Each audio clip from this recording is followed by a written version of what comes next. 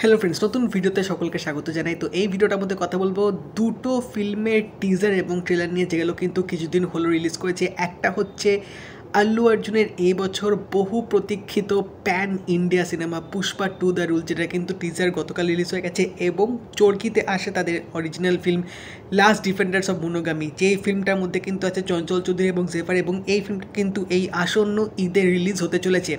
তো Pushpa the রুলের teaser এবং last defenders of monogamy trailer, এই দুটো কন্টেন্ট কীরকম হলো সেগুলো নিয়ে তোমাদের সাথে কথা বলবো। তো ভিডিওটা কিন্তু অবশ্যই শেষ অবধি দেখবে। বাট তার আগে তোমরা যদি চ্যানেল নতুন হয়ে থাকো, চ্যানেলটা অবশ্যই সাবস্ক্রাইব করে দিও, যাতে এরকম রিভিউ রিয়াকশনস অনেক রকম আপডেটস তোমরা চ্যানেলটার মধ্যে পেয়ে থাকবে। এবং নোটিফিকেশন বেলটা কিন্তু অবশ্যই অল করে দিও, যাতে প্রত্যেকটা ভিডিও আসলে তোমরা নোটিফিকেশন পেয়ে যাবে। তো গতকাল আল্লু অর্জুনের বার্থডে উপলক্ষে যে জিনিসটার জন্য অডিয়েন্সরা এত দিন ধরে ওয়েট করছিল, সেটা হচ্ছে পুষ্পা 2 এর টিজার। সেটা গতকাল ড্রপ করা হয়েছে, এবং ড্রপ করার পর যে সিনটা বা যে গ্লিমসটা আমরা দেখতে পেলাম, সেটা এক কথায় জাস্ট অস্থির, এক কথায় জাস্ট অসাধারণ। এবং এত দিন ধরে যে ওয়েট করছিলাম, সেটা মনে হয় ওয়ার্থ ওয়েটিং বলা যেতে পারে। তো এইটা টিজার ঠিক বলা চলবে না, কারণ এখানে আমরা একটা সিনের ছোট একটা অংশ আমরা দেখতে পাচ্ছি, এবং সেই অংশটাই কিন্তু এই টিজারটার মধ্যে রেখেছে, যে অংশটাই কিন্তু সবচেয়ে বেশি এখনো অবধি আলোচনা হচ্ছে। কারণ আল্লু অর্জুনকে যে কস্টিউমে আমরা এর আগে কিছু আমরা পোস্টারে দেখতে পেয়েছিলাম, যে তিনি শাড়ি এরকম পরে আছে, অনেক মেকআপ করা আছে মুখে চোখে, তো সেই লুকটা দেখার পর থেকে কিন্তু অডিয়েন্সরা রীতিমতো চমকে গেছিলো, যেটা আমরা কীরকম আল্লু অর্জুনকে দেখতে পাচ্ছি। তো সেটাকেই কিন্তু হাইপটা বাড়ানোর জন্য এবং এনক্যাশ করার জন্যে সেই ফেস্টিভ্যালের যে মোমেন্টটা যেটা ফিল্মে থাকতে চলেছে, সেটারই কিন্তু একটা ছোট্ট গ্লিমস আমরা টিজারের মধ্যে দেখতে পাচ্ছি।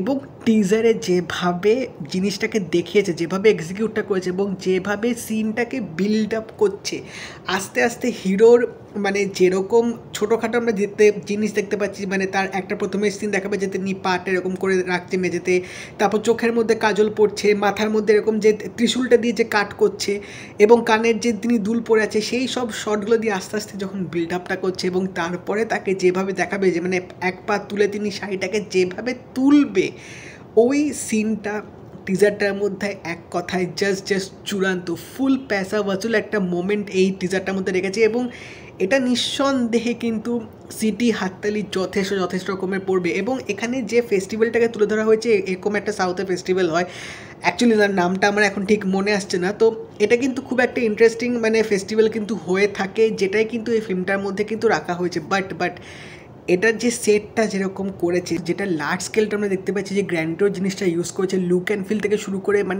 একটা ফেস্টিভ্যালের মুড যেরকম হয় বা যে জিনিসগুলো থাকা দরকার, সেগুলো কিন্তু পুরোপুরি এই গ্লিমসটার মধ্যে রাখা হয়েছে। এবং তার সাথে আল্লু অর্জুনের এই মেকআপ বা কস্টিউমে নিজেকে যেভাবে রিপ্রেজেন্ট করছে, একদম জাস্ট এক কথায় দুর্দান্ত লেগেছে। তার এরকম লুকেও তিনি যে সোয়াগটা মেনটেন করছে, তার সেই চোখের যখন ক্লোজ শটটা দেখাচ্ছে, তার চোখের এক্সপ্রেশন, বা তিনি যখন লাস্টে ওই হাঁটছে দাঁতটা এরকম তুলে, তো প্রত্যেকটা মুমেন্ট, সেই অ্যাটিটিউড, সেই স্টাইল সোয়াগটা কিন্তু তিনি রীতিমতো টিজারটার মধ্যে মেনটেন করেছে। এবং তার সাথে ডিএসপির ব্যাকগ্রাউন্ড মিউজিক চূড়ান্ত, জাস্ট চূড়ান্ত।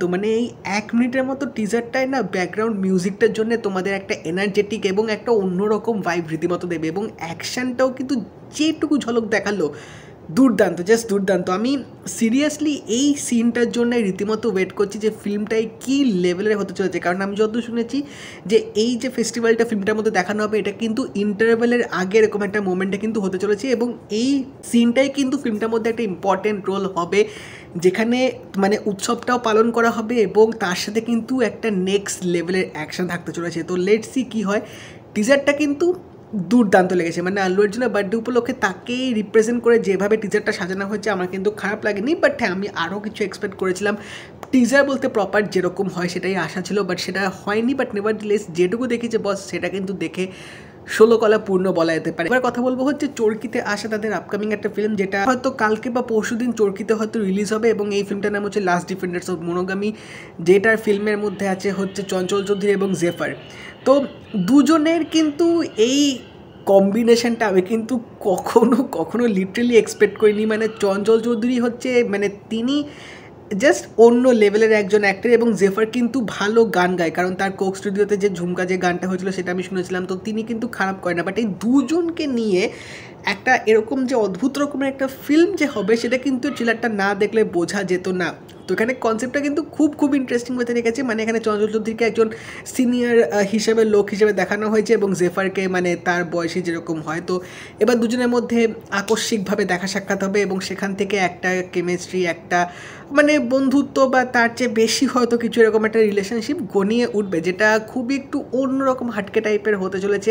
তো ট্রেলারের মধ্যে দুজনের যে এই যে রসায়নটা যেটা দেখিয়েছে না, সেটা কিন্তু সত্যি উপভোগ করার মতো। এবং এই 2.5 মিনিটের ট্রেলারটা সত্যি বলছি, জাস্ট তোমরা মুগ্ধ হয়ে দেখবে। মানে কন্টেন্টটা কিন্তু খুব ভালোভাবে এখানে রিপ্রেজেন্ট করা হয়েছে। দুজনের মানে যে ক্যারেক্টারিস্টিক্স একে অপরের সম্পূর্ণ আলাদা। মানে চঞ্চল চৌধুরীর ক্যারেক্টারটা যেহেতু একটু হালকা মানে মিডল এজ টাইপের, তো তার যে থট প্রসেস, তার যে ক্যারেক্টারিস্টিক সেটা সেই বয়সী হিসেবে হয়। জেফারের চরিত্রটা ওরকম মানে কম বয়সী মহিলাদের মতো হবে, তো তারও থট প্রসেস, তারও সেই ব্যাপারগুলো একটু আলাদা। এবং এই দুটো অপোজিট পোল যখন একত্রিত হচ্ছে, একসাথে যখন আসছে, সেখানেই যে মানে স্পার্কটা বা সেই যে একটা রিলেশনশিপ তৈরি হচ্ছে, সেটা কিন্তু ট্রেলারটার মধ্যে বেশ মিষ্টিভাবে দেখেছি। এবং দুজনকে দেখতে কিন্তু এক কথায় সত্যি দারুণ লাগছিলো। এই ট্রেলারটার মধ্যে কিন্তু কিছু হালকা একটু কমেডিও আছে, যেটা কিন্তু দেখতে খারাপ লাগছিল না। কিছু সংলাপ দারুণ লাগবে, স্পেশালি ওই লিফটের ওখানে একটা ডায়লগ দিয়েছে, সেটা এক কথা আবার দারুণ লাগছিলো। এবং দুজনের অভিনয় নিয়ে আলাদা করে কিছু বলেনি। জেফারের অভিনয়টা কীরকম হয় সেটা দেখার ব্যাপার, বাট ট্রেলারে কিন্তু দেখে বেশ ভালো লাগছিলো। এবং এটা দেখার ব্যাপার হচ্ছে এই মানে যে নামটা লাস্ট ডিফেন্ডার্স অফ মনোগামি, নামটার সাথে ফিল্মটা মানে কীরকমভাবে কানেক্টেড কী হয় সেটা ফিল্মটা আসলেই বোঝাবে। বাট যেহেতু ফিল্মটার সাথে মোস্তাফা সারওয়ার ফারুকি তিনি জড়িয়ে আছেন, তো একটা আলাদা হোপ অবশ্যই থাকে। এবং চোরকির কন্টেন্ট, ভাই চোরকির কন্টেন্ট আজ অব্দি আমাকে সেইভাবে অত হতাশ করেনি যদিও বা। তো এবার লেটস সি, এটা যেহেতু মিনিস্ট্রি অফ লাভেরই একটা পার্ট আসছে, তো হোপফুলি ফিল্মটাও যথেষ্ট ভালো হবে। বাট আমি এই দুজনের এই কম্বিনেশনটা কিন্তু দেখার জন্য রীতিমতো এক্সাইটেড আছি। তো তোমরা জানিও এই পুষ্পা 2 টিজার এবং লাস্ট ডিফেন্ডার্স অফ মনোগামি ট্রেলার যদি দেখে থাকো, আমাকে জানিও কেমন লাগলো। এবং যদি এই ভিডিওটা ভালো লেগে থাকে লাইক করে দিও, শেয়ার করে দিও, চ্যানেলটা কিন্তু অবশ্যই সাবস্ক্রাইব করে দেবে, নোটিফিকেশন বেলটা কিন্তু অল করে দিও। দেখা হবে পরের ভিডিওতে, বাই।